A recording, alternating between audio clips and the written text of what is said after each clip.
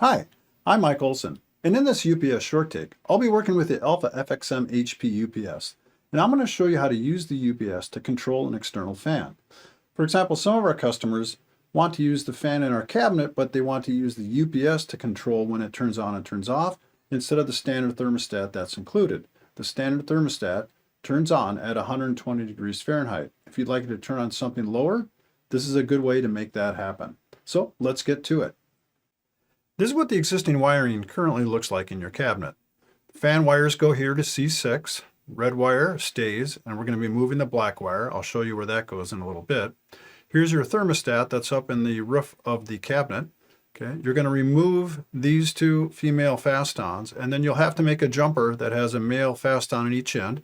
Make sure everything's fully insulated and covered to jumper these two wires together, because we'll no longer be using that thermostat. Then we're going to need to make a change on the dry contact relay wiring.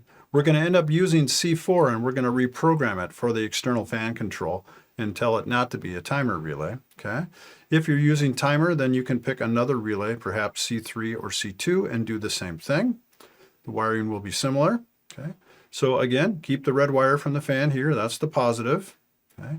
Then you're going to take the center connection, the negative of that, and we're going to take it over here to the center of C4. And then the negative wire of the fan is now going to go here on terminal 10 on C4. If you're using a different fan with your own power supply, you would then certainly just not use these connections here. You would just take the positive off of your supply going to your fan and then switch your negative through C4 like this. All right, let's take a look at the changes we need to make on the configuration of the UPS. So now we're going to go to Systems, under System Functions, and go External Fan. And we can see Status Window and Configuration. We need to make some configuration changes. So the first thing we're going to do is we have to tell it which relay we want it to configure. We decided on C4, so let's click Edit. We're going to select the FXM HP, FXM ADIO, and then go look for C4. It's down here, Output Relay C4. Currently programmed for timing relay, we're going to change that too. So for now, we're going to select it and click Save. So now it's pointing to that relay, all right?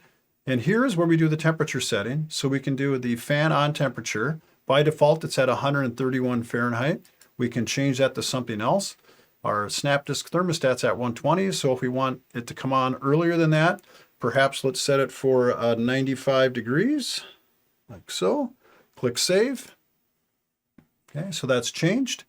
And then we can also control the fan off hysteresis, the difference between the two, when that's going to shut off. Right now, by default, it's at 18 degrees. You can change that value if you want. That means it's going to turn off when the cabinet gets to 77 degrees. All right, so now we've got the temperature set, we've got the configuration set, we've got our wiring done. But let's take a look at that relay and see what we've got the programming on here. So this is the shortcut here to get us to the status screen. We're going to scroll down, and here we can see our relays. Let's take a look at relay C4. It currently says timing relay, and it shows you the count as 2. The count tells you how many things are currently able to trigger that relay. So we need to get rid of the timer portion of that. So let's click Go To. Okay. And before we do that, let's change the name of that relay because it's no longer a timing relay. So let's change that by clicking Edit, and let's go External Fan Control, like so, and click Save. All right, we've changed the name. And then over here, we can see what's driving that relay. We can see timer, and of course, the relay control here that we just put in. Okay, so let's click Go To on the timer. Here's the configuration for timer 1. And here it says relay. So we're going to edit that. And we're going to tell it no relay. And that's what the 3 dashes are. That's the null symbol. So if we select that and click Save, timer will no longer point to relay C4. You can see it's got no relay here.